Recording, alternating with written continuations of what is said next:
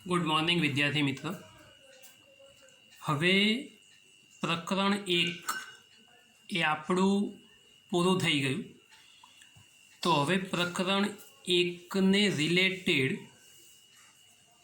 JEE NEET GUJCET एने आधारित प्रश्नों एटले के MCQ एनी आपणे हवे आजना लेक्चरथी शरूआत करीए छीए।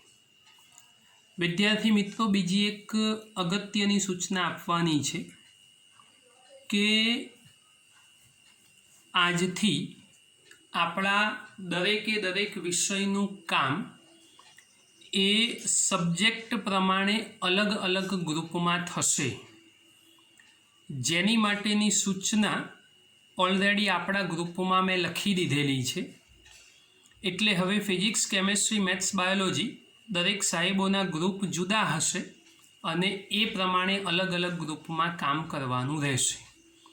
एनुं कारण ऑलरेडी मेसेजमां लखेलुं छे, छतां कही दऊं छुं के एक ज ग्रुपमां 3 विषयोना लेक्चरो होवाथी अमुक बाळको ए अमुक विषयनुं काम ए बाय मिस्टेक भूली जाय छे अने जेथी करीने सब्जेक्ट प्रमाणे ग्रुप जुदा होय तो बाळको ए सरळताथी काम करी शके।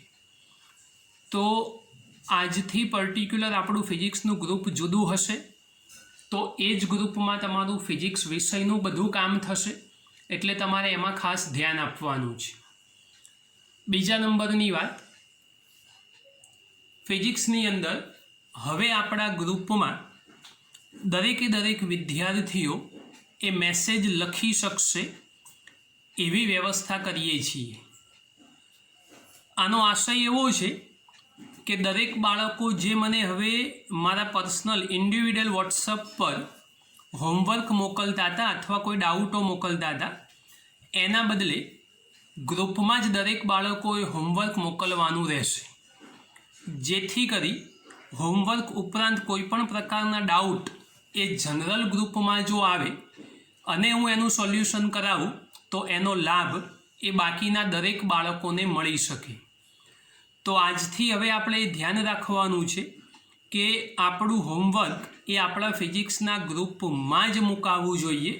एटले हवे आजना लेक्चरथी तमे ध्यान राखजो के फिजिक्स विषयनुं काम ए फिजिक्सना ग्रुपमां ज करजो, तमे एमां मेसेज मूकी शकशो एवी व्यवस्था हूँ करी आपुं छुं। तो विद्यार्थी मित्रों, आ प्राथमिक सूचनाओ पूरी थई। हवे आपणी भणवानी वातनी शरूआत करीए छीए। तो पहला प्रकरणना JEE नीट गुजकेट थोड़ुं नीचू लेवल एना प्रश्नों एनी शरूआत करीशुं।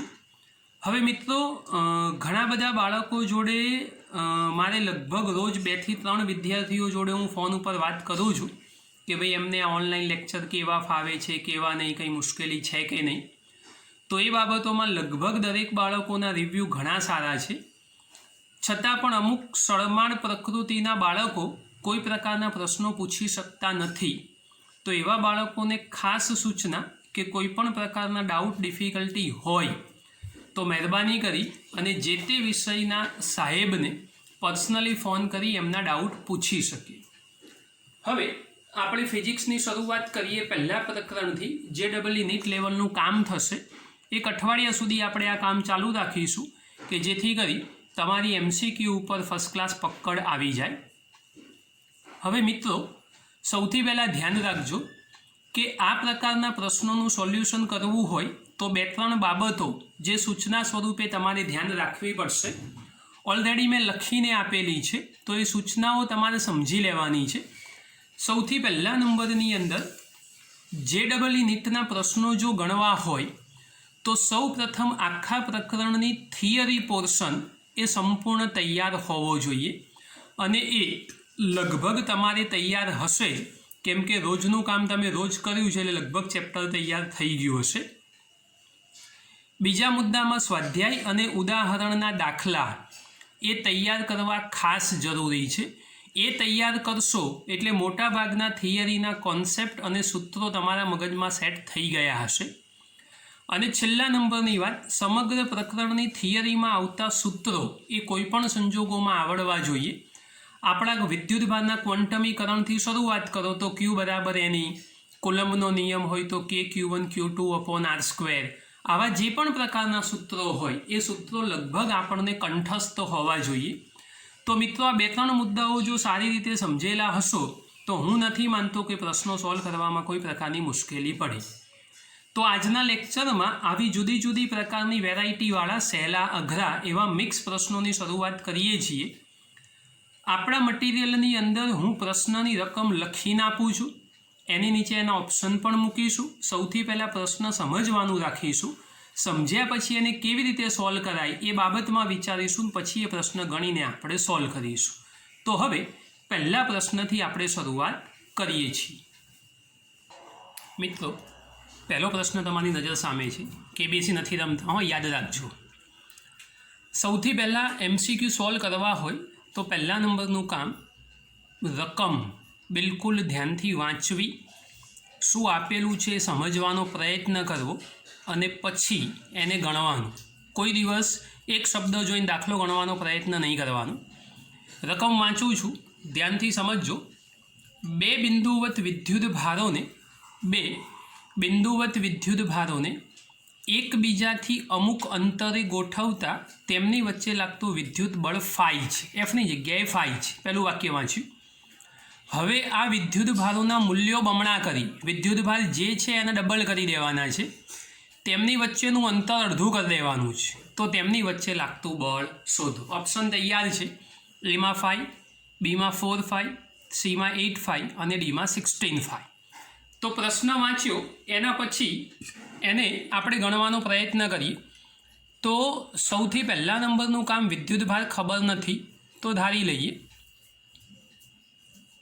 તો સૌથી પહેલાં ધારો કે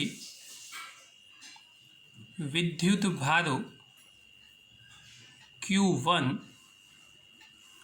તથા Q2 છે. અમુક અંતરે ગોઠવતા એટલે તેમની વચ્ચેનું અંતર ખબર નથી, તો અંતર ઇઝ ઇક્વલ ટુ R છે. વિદ્યુત ભારો ધારી લીધા, અંતર ધારી લીધું, આપણને માત્ર બળ આપેલું છે તો આપણે કુલમ્બના નિયમનો ઉપયોગ કરીએ. તો F is equal two K(Q1Q2)/r². હવે એફની જગ્યાએ રકમમાં કીધું છે 5, તો એફના સ્થાને 5 K(Q1Q2)/r². આ સમીકરણ નંબર 1 તૈયાર થઈ ગયું. આ પહેલો મુદ્દો પૂરો કરી દીધો આપણે. હવે બીજા નંબરની અંદર આ વિદ્યુત ભારોના મૂલ્યો બમણા કરી અંતર અડધું કરો. તો હવે એ લખી દઈએ. વિદ્યુત ભારોના મૂલ્યો બમણા તથા અંતર અડધું કરતા.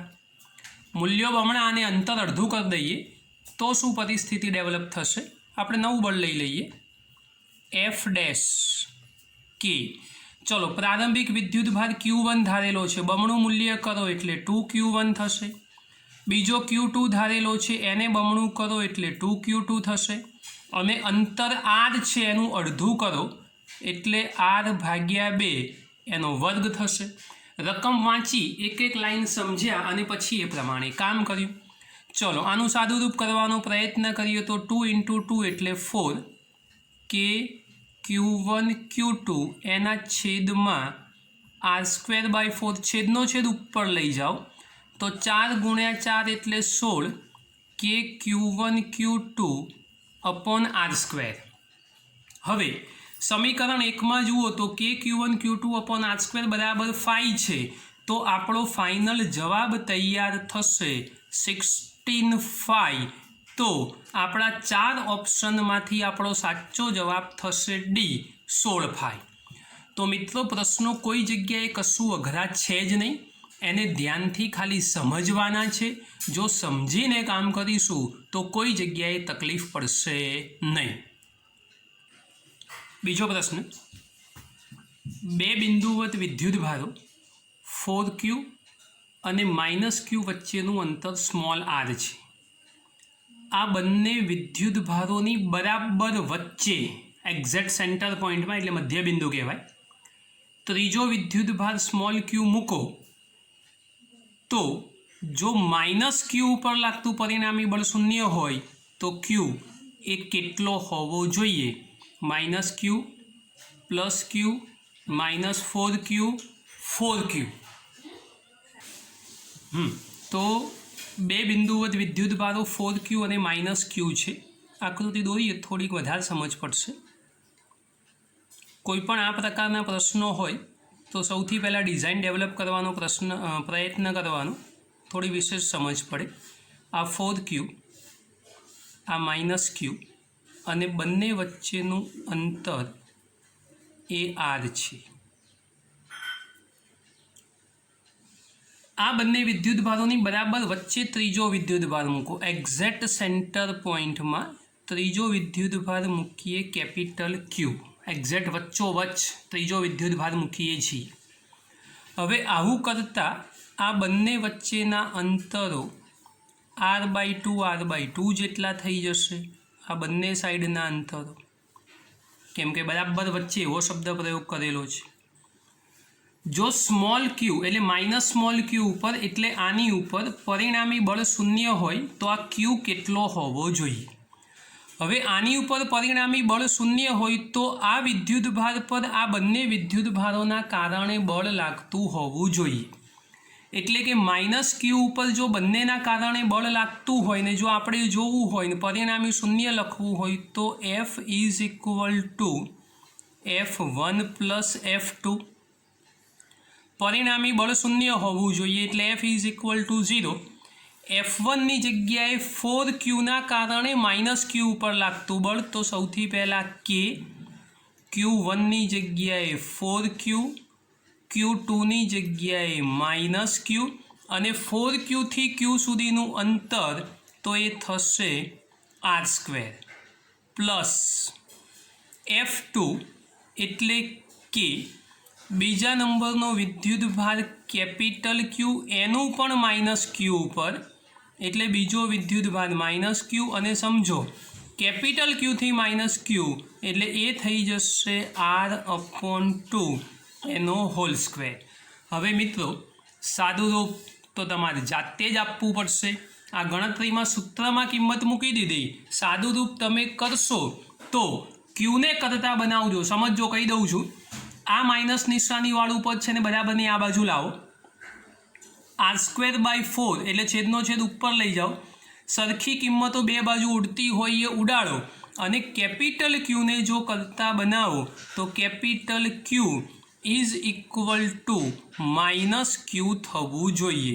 એટલે કેપિટલ ક્યુ = -q સાબિત થાય તો આપણા 4 ઓપ્શનમાંથી જવાબ થશે એ -q.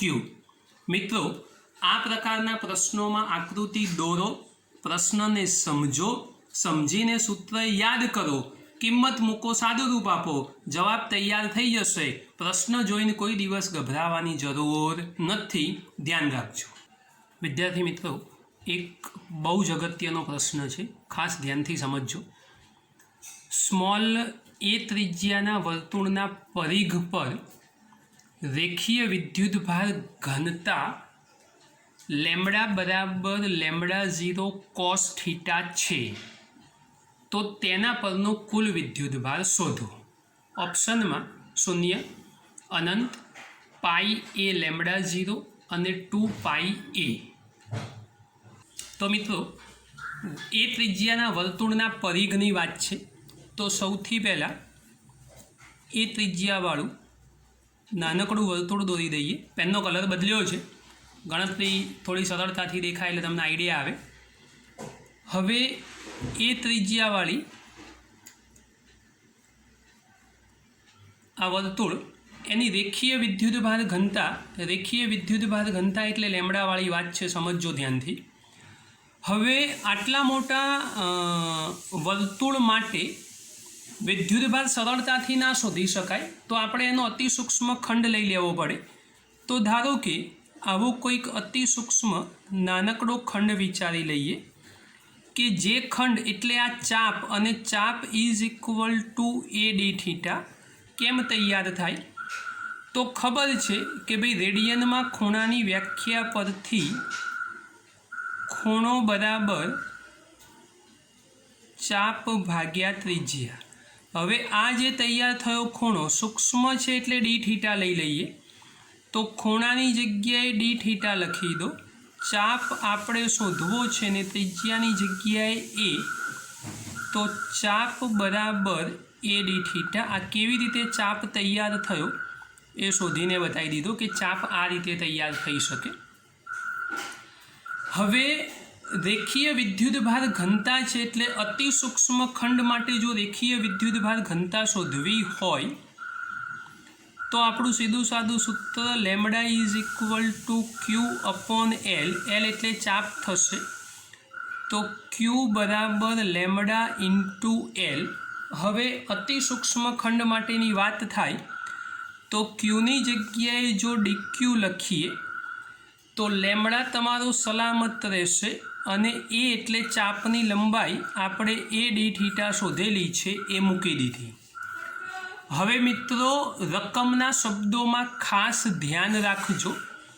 તો રકમના શબ્દો પ્રમાણે લેમડા બરાબર લેમડા 0 કોસ થીટા આપેલું છે, માટે D Q is equal two lambda 0 cos theta into A D theta. હવે અગત્યની વાત આવી, ધ્યાનથી સમજજો. આ અતિ સૂક્ષ્મ ખંડવાળી વાત છે.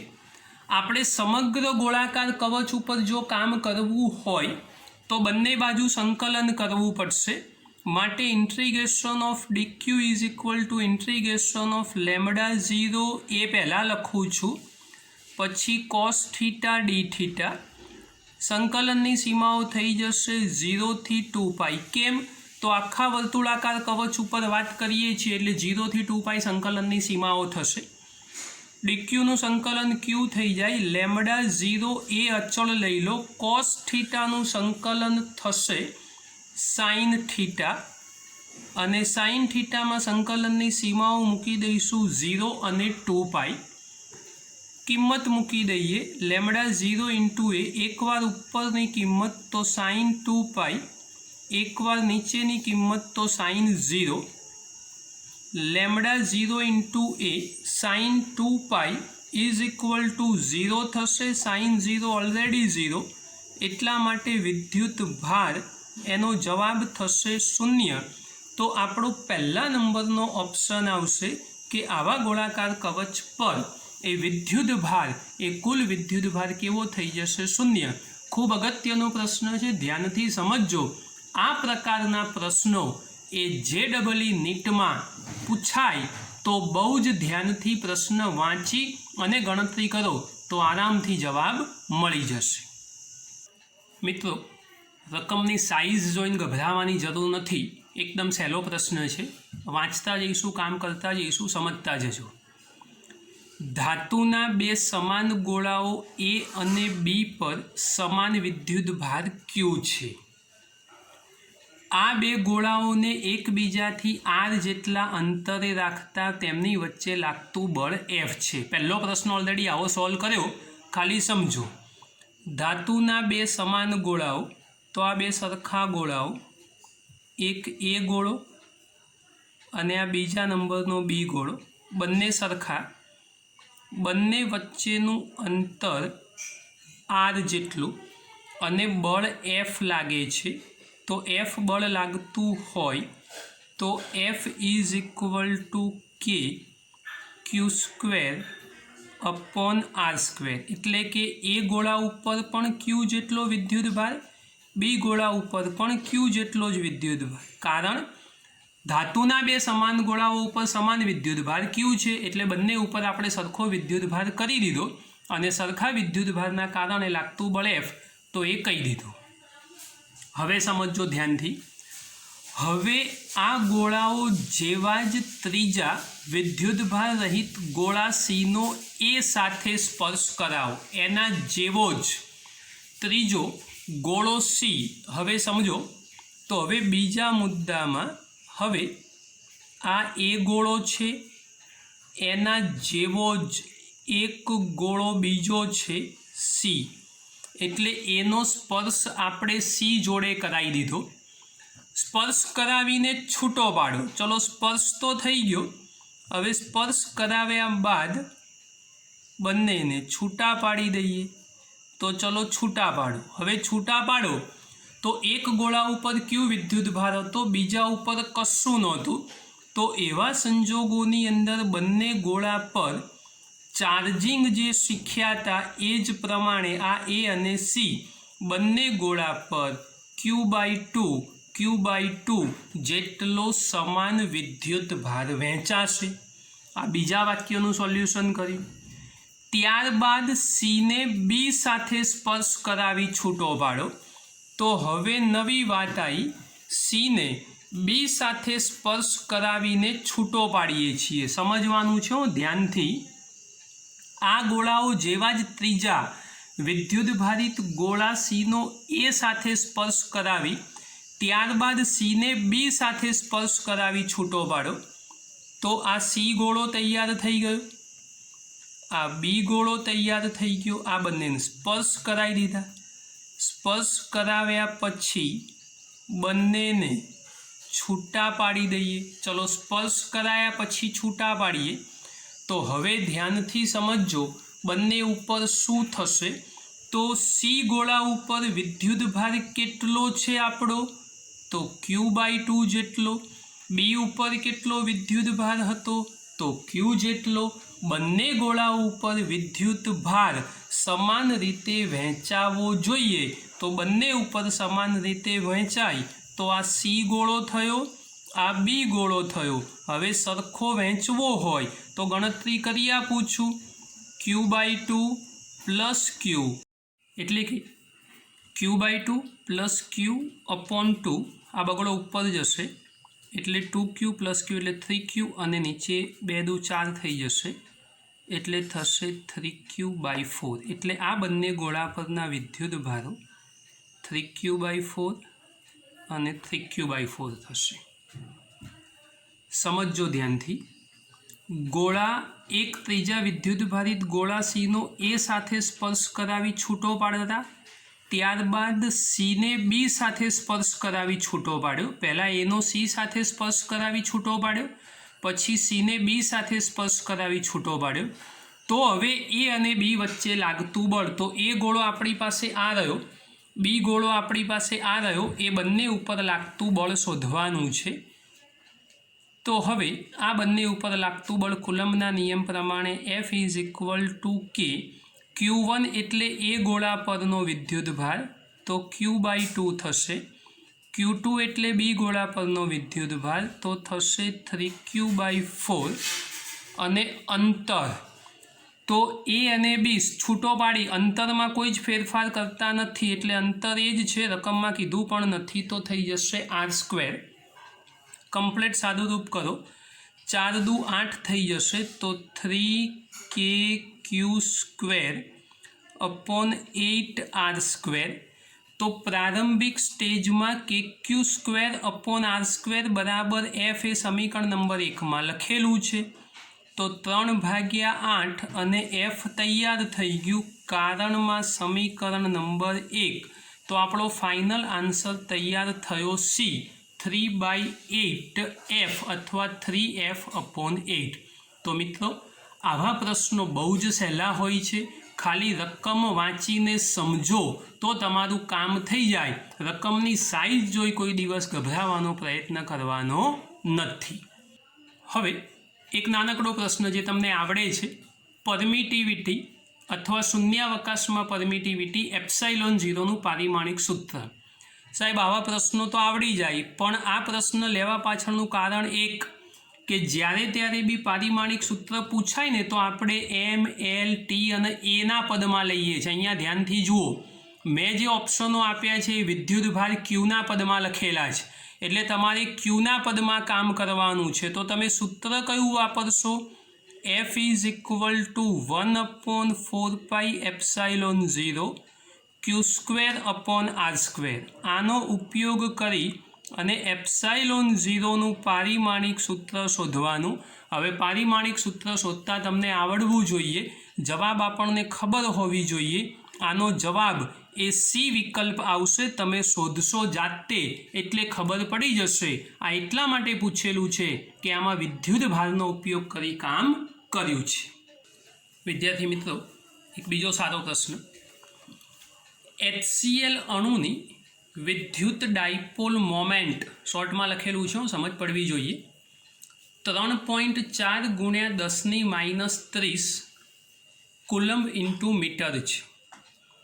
આ અણુના બંને પરમાણુ પર સમાન મૂલ્યના વિજાતીય વિદ્યુતભારો છે. HCl છે એટલે આ ખબર પડવી જોઈએ. તેમ કલ્પો એટલે તેમ વિચારો તો આ વિદ્યુતભારનું મૂલ્ય કેટલું થશે? બે પરમાણુઓ વચ્ચેનું અંતર 1 એંગસ્ટ્રોમ છે. મિત્રો બહુ જ ધ્યાન રાખજો, જ્યારે સમાન મૂલ્યના અને વિજાતીય વિદ્યુતભારો વિચારવાની વાત આવે તો વિદ્યુત ડાયપોલની રચના થવી જોઈએ. તો એ આપણને ખબર હોવી જોઈએ કે ભાઈ વિદ્યુત ડાયપોલમાં એક ધન વિદ્યુતભાર હોય, બીજો ઋણ હોય, તો એ બંને વચ્ચેનું અંતર એ આપણે હંમેશા 2a લઈએ છીએ. તો અહીંયા આગળ આપણી ગણતરીમાં 1 એંગસ્ટ્રોમ અંતર એ 2a છે. કોઈ દિવસ એ લેવાનો પ્રયત્ન ના કરતા. એટલે 2a = 1 એંગસ્ટ્રોમ. એનું મીટરમાં રૂપાંતર કરો તો 10⁻10 મીટર થઈ જશે. વિદ્યુતભાર તૈયાર છે આપણી પાસે, વિદ્યુતભાર શોધવાનો છે. વિદ્યુત ડાયપોલ મોમેન્ટ આપી દીધેલી છે P = 3.4 × 10⁻30 કુલમ્બ ઇન્ટુ મીટર. ફરી એકવાર સેન્ટીમીટર ના સમજતા ક્યુ આપણે શોધવાનો છે. હવે ક્યુ શોધવાની વાત હોય તો વિદ્યુત ડાયપોલ મોમેન્ટનું સૂત્ર તૈયાર. P = Q × 2a. જો ક્યુને કરતા બનાવો તો P/2a. માત્ર કિંમત મૂકી સાદું રૂપ આપશો તો જવાબ તૈયાર થશે 3.4 × 10⁻20 કુલમ્બ. 3.4 × 10⁻20 કુલમ્બ. 3.4 × 10⁻20 કુલમ્બ એ આપણો બી વિકલ્પ છે. એટલા માટે આ પ્રશ્નનો સાચો જવાબ થશે બી વિકલ્પ. નવા પ્રશ્નની શરૂઆત કરીએ. 100 ન્યૂટન પ્રતિ કુલમ્બનું વિદ્યુત ક્ષેત્ર Z દિશામાં અસ્તિત્વમાં છે. તો આ વિદ્યુત ક્ષેત્રનું XY સમતલમાં મૂકેલા 10 સેન્ટીમીટરની બાજુવાળા ચોરસમાંથી પસાર થતું ફ્લક્સ શોધો. હવે 10 ન્યૂટન પ્રતિ કુલમ્બનું વિદ્યુત ક્ષેત્ર Z દિશામાં છે. તો આપણે ડાયરેક્શનો બનાવી દીધી X, Y અને Z. હવે વિદ્યુત ક્ષેત્ર Z અક્ષની દિશામાં તો દોરી દઈએ છીએ. આ વિદ્યુત ક્ષેત્ર છે કે જે Z અક્ષની દિશામાં છે. એટલે વિદ્યુત ક્ષેત્ર એ તૈયાર કરી દીધું. હવે 10 સેન્ટીમીટરની બાજુવાળું ચોરસ, એમાંથી પસાર થતું ફ્લક્સ. તો આપણે એવું એક ચોરસ વિચારી લઈએ. 10 સેન્ટીમીટરની બાજુવાળું, એમાંથી આ વિદ્યુત ક્ષેત્ર દોરેલું છે. હવે એમાંથી પસાર થતું ફ્લક્સ આપણે શોધવાનું છે. તો આ ચોરસ જે દેખાય છે, ચોરસનો ક્ષેત્રફળ સદિશ એ સ્વાભાવિક છે કે આપણે એને લંબ સ્વરૂપે આમ જ દોરવો પડશે. એટલે આ ક્ષેત્રફળ સદિશ તૈયાર થઈ ગયો. તો ફ્લક્સ જો આપણે શોધવું હોય તો ફ્લક્સ phi = સદિશ E ડોટ સદિશ A. વિદ્યુત ક્ષેત્ર અને ક્ષેત્રફળ સદિશ એક જ દિશામાં, એટલે E અને એક દિશામાં θ0 અને cos 0 = 1. એ રીતે આપણે આગળ કામ કરેલું છે. કંઈક નવું કરીએ 11મા ધોરણ પ્રમાણે. તો વિદ્યુત ક્ષેત્ર Z અક્ષની દિશામાં છે અને એનું મૂલ્ય આપેલું છે 100. તો વિદ્યુત ક્ષેત્ર 100 અને Z અક્ષની દિશામાં એટલે K કેરેટ લખીશું વિદ્યુત ક્ષેત્ર માટે. ક્ષેત્રફળ 10 સેન્ટીમીટરની બાજુવાળો ચોરસ. તો ચોરસની બાજુનું માપ 10 સેન્ટીમીટર. એના મીટર કરો તો 10 × 10⁻2 મીટર થશે. 10 × 10⁻2 મીટર.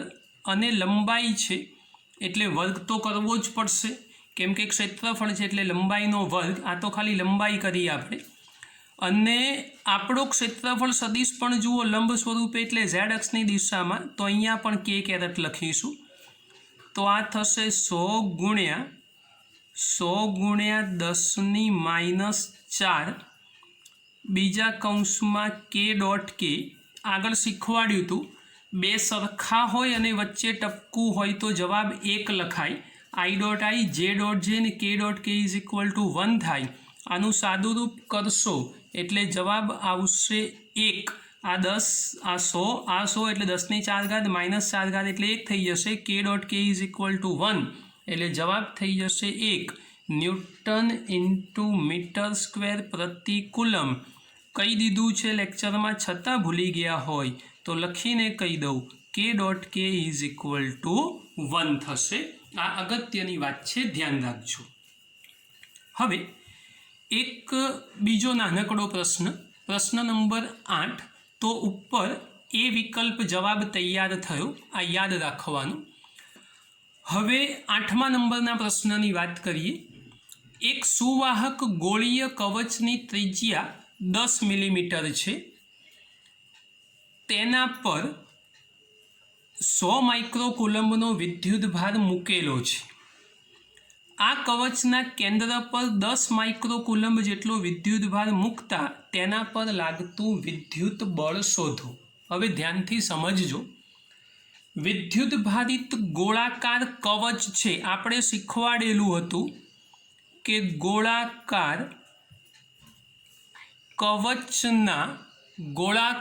કવચના અંદરના વિસ્તારમાં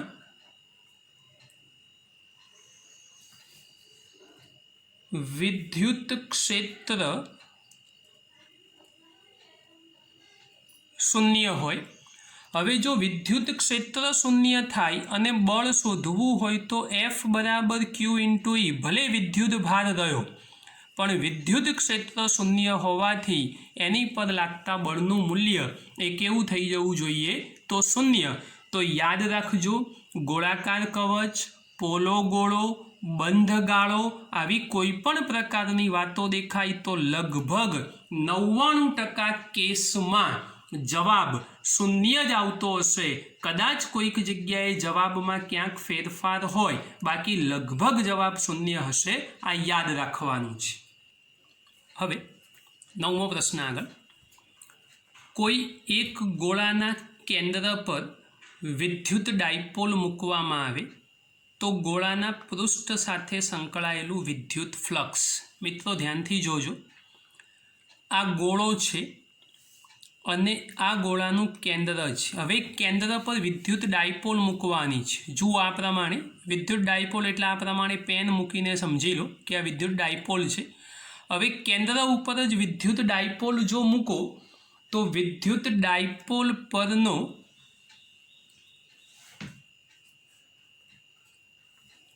ચોખ્ખો વિદ્યુત ભાર અથવા કુલ વિદ્યુત ભાર એ કેવો હોવો જોઈએ? તો શૂન્ય. એ તો થિયરીમાં શીખ્યા છીએ, કેમ કે ધન અને ઋણ સમાન મૂલ્યના વિજાતીય વિદ્યુત ભાર એટલે પરિણામી વિદ્યુત ભાર તો શૂન્ય થાય. તો આગળના પ્રશ્ન પ્રમાણે સમજાવ્યું એ પ્રમાણે જો વિદ્યુત ભાર શૂન્ય હશે તો એની સાથે સંકળાયેલું ફ્લક્સ એ પણ કેવું હોવું જોઈએ? 0. યાદ રાખજો, વિદ્યુત ભાર શૂન્ય તો ક્ષેત્ર પણ શૂન્ય અને એવા સંજોગોમાં વિદ્યુત ફ્લક્સ પણ શૂન્ય થાય. લગભગ 99% કેસમાં આવા બધા પ્રકારના પ્રશ્નોમાં જવાબ 0 જ આવતો હોય. કદાચ કોઈક જગ્યાએ જવાબ બદલાય તો પ્રશ્ન ધ્યાનથી સમજવો પડે. નવા પ્રશ્ન ઉપર જઈએ. પ્રશ્ન નંબર 10. સ્મોલ ક્યુ જેટલો વિદ્યુતભાર ધરાવતા બે ભારે ગોળાઓને 1 મીટર લંબાઈની દોરી વડે એક જ આધાર બિંદુ પરથી ગુરુત્વ મુક્ત અવકાશમાં લટકાવેલા છે. ચલો સમજો. આ દળ આધાર છે, આ એક જ આધાર બિંદુ છે. બે દોરી તૈયાર કરી દીધી. આ 1 મીટર, અહીંયા પણ 1 મીટર અને એક જ આધાર બિંદુ પરથી આપણે બે ગોળાઓ એ લટકાઈ દીધા છે. ક્યુ જેટલો વિદ્યુત ભાર એટલે બંને ગોળા પર વિદ્યુત ભારનું મૂલ્ય એ કેવું છે? તો એક સમાન. હવે મિત્રો સમજો, જો બંને ઉપર વિદ્યુત ભારનું મૂલ્ય સમાન હોય અને ગુરુત્વ મુક્ત અવકાશમાં જો આપણે ગોળાઓને લટકાવ્યા હોય તો યાદ રાખજો ગુરુત્વ મુક્ત અવકાશમાં માત્ર અપાકર્ષી બળ જ લાગશે. એટલે ગુરુત્વ મુક્ત અવકાશમાં માત્ર અપાકર્ષી બળ જ લાગતું હોય અને અપાકર્ષી બળ લાગે તો આ બંને ગોળાઓ જે એક દોરી સાથે લટકાવેલા છે એ આધાર બિંદુ સાથે આ રીતે અપાકર્ષણ બળના કારણે એક જ સીધી રેખામાં આ 1 મીટર આ 1 મીટર એટલે ટોટલ બંને વચ્ચેનું અંતર 1 + 1 બરાબર 2 મીટર જેટલું થશે. કેમ કે અપાકર્ષણ થશે એટલે અપાકર્ષણ થવાથી બંને ગોળાઓ આ રીતે સીધી રેખામાં ગોઠવાઈ જશે અને એવા સંજોગોમાં બંને ગોળાઓના કેન્દ્રો વચ્ચેનું અંતર અથવા ગોળા વચ્ચેનું અંતર એ 2 મીટર થશે. તો આ પ્રશ્નનો વિકલ્પ ડી સાચો સાબિત થશે 2 મીટર. નવો પ્રશ્ન કરીએ છીએ, પ્રશ્ન નંબર 11. ધ્યાનથી સમજજો. 3 પ્રકારના પ્રશ્નો એક સાથે થિયરીમાં આપણે ભણાયા હતા, રેખીય ઘનતા, પૃષ્ઠ ઘનતા અને કદ ઘનતા. તો એ થિયરી રિલેટેડ પ્રશ્ન છે. વિદ્યુત ભારિત કરેલા ધાતુના સુવાહક ગોળા માટે જો સિગ્મા અને રો અનુક્રમે પૃષ્ઠ વિદ્યુતભાર ઘનતા અને કદ વિદ્યુતભાર ઘનતા, એનો મતલબ સિગ્મા એ પૃષ્ઠ વિદ્યુતભાર ઘનતા છે અને રો એ કદ વિદ્યુતભાર ઘનતા છે. તો આ 4 ઓપ્શનમાંથી કયો ઓપ્શન સાચો હોવો જોઈએ? બહુ જ અગત્યની વાત છે, ધ્યાનથી સમજવાનું છે. તો નવા પ્રશ્નમાં ધ્યાનથી સમજજો. જે થિયરીમાં ભણાવ્યું હતું એ પ્રમાણે 4 ઓપ્શનમાંથી એક જવાબ લાવવાનો છે, જેમાં પહેલાં રો બરાબર 0 અને સિગ્મા બરાબર 0, બીજામાં રો બરાબર 0 અને sigma is not equal to 0, ત્રીજામાં rho is not equal to 0 અને સિગ્મા ઇઝ ઇક્વલ ટુ 0, ચોથામાં rho is not equal to 0 અને sigma is not equal to 0. હવે ધ્યાનથી સમજજો મિત્રો, જે થિયરીમાં શીખ્યા હતા એ જ પ્રમાણે સુવાહકને વિદ્યુત ભારિત કરતા વિદ્યુતભાર માત્ર સપાટી ઉપર જ હોય, આ ખબર છે આપણને. સુવાહક માટે વિદ્યુતભાર માત્ર સપાટી પર જ હોય, આ અગત્યની વાત છે. સુવાહકની અંદર વિદ્યુતભાર શૂન્ય હોય, સુવાહકની અંદર વિદ્યુતભાર શૂન્ય હોય, આ બંને આપણે થિયરીમાં શીખેલા છીએ. તેથી સુવાહક ગોળાને વિદ્યુતભારની પૃષ્ઠ ઘનતા હોવી જોઈએ, પરંતુ કદ ઘનતા હોવી જોઈએ નહીં. એટલે પૃષ્ઠ ઘનતા હોવી જોઈએ હોય એનો મતલબ કે સિગ્મા અસ્તિત્વ ધરાવવો જોઈએ, તો એ શૂન્ય ના હોવો જોઈએ. અને કદ ઘનતા ના હોવી જોઈએ એટલે રો ઇઝ ઇક્વલ ટુ 0 થવું જોઈએ. આ વિદ્યુતભાર સપાટી ઉપર હોવાથી આ વિકલ્પ સાચો સાબિત થાય. તો આપણા 4 ઓપ્શનમાંથી બી વિકલ્પ એ સાચો છે, ધ્યાનથી સમજજો. હવે નવો એક પ્રશ્ન લઈ લઈએ. સદિશ પી જેટલી મોમેન્ટ ધરાવતી એક વિદ્યુત ડાયપોલને સમાન વિદ્યુત ક્ષેત્ર સદિશ ઈમાં ક્ષેત્રને સમાંતર મૂકી છે. હવે તેને થીટા કોણે ભ્રમણ આપવામાં આવે તો થતું કાર્ય એ આપણે શોધવાનું છે. હવે થીટા કોણે ભ્રમણ આપતા થતું કાર્ય શોધવાનું. સમજો, સૌથી પહેલા નંબરની અંદર ટોર્ક તો આપણે શોધેલું છે. તો ટોર્ક માટેનું સૂત્ર થશે torque tau is equal to P cross E અને is equal to P E sine theta. આ ઓલરેડી આપણે શીખેલા છીએ. આપણે શોધવાનું છે કાર્ય. હવે જો કાર્ય શોધવાનું હોય થીટા જેટલું ભ્રમણ આપવા માટે, તો આપણું 11મા ધોરણનું સૂત્ર કાર્ય સૂક્ષ્મ માટે લઈ લઈએ તો dw is equal to tau into D theta. ચલો બંને બાજુ સંકલન કરી દઈએ. Integration of dw integration of ટાઉની જગ્યાએ PE sine theta into D theta. Theta જેટલું ભ્રમણ વિદ્યુત ક્ષેત્રને સમાંતર એટલે થીટા 0 અને થીટા કોણે ભ્રમણ આપો તો સંકલનની સીમાઓ થઈ જશે થીટા. પ્રશ્ન ખૂબ અગત્યનો છે, ગણતરીમાં ધ્યાન આપજો. dw નું સંકલન થઈ જશે w. PE અચળ પદ છે, 12 લઈ લઈશું. સાઇન થીટાનું સંકલન થશે માઇનસ કોસ થીટા અને સંકલનની સીમાઓ 0 થી થીટા. માટે w is equal two PE. હવે ધ્યાન રાખજો, માઇનસ કોસ થીટા, નીચેની કિંમત મૂકવા માટે માઇનસ તો કરવું જ પડશે, અને માઇનસ કોસ 0. હવે સાદું રૂપ કરીએ તો માટે w is equal two PE આ minus cos theta plus cos 0 અને કોસ 0 ઇઝ ઇક્વલ ટુ 1 થઈ જશે, એટલે minus cos theta plus 1. Therefore w is equal two PE into bracket 1 minus cos theta. મિત્રો, કાર્ય માટેનું આ એક સૂત્ર અલગથી સાબિત કર્યું, જે યાદ રાખજો. કોઈ પણ પ્રકારના પ્રશ્નમાં જો કાર્ય શોધવાનો આવે તો આ પ્રમાણે ગણતરી કરી અને કાર્ય શોધી શકાય.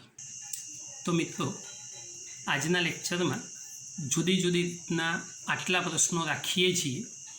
આ પ્રમાણે સતત આગળ 4-5 દિવસ સુધી આ પ્રમાણે જુદી જુદી રીતના MCQ આપણે સોલ્વ કરીશું. પણ આ MCQ સોલ્વ કરાયા છે એના રિલેટેડ હું બીજા થોડાક 8-10 પ્રશ્નો તમને રોજ હોમવર્કમાં આપતો રહીશ. તમારે એની પ્રેક્ટિસ કરવાની. એમાં કોઈ પણ જગ્યાએ ડાઉટ કે ડિફિકલ્ટી લાગે તો ગમે તે સમયે મને ફોન કરી અને એનું સોલ્યુશન કરી શકો છો. બાકીની નવી વાતો કાલના લેક્ચરમાં કરીશું.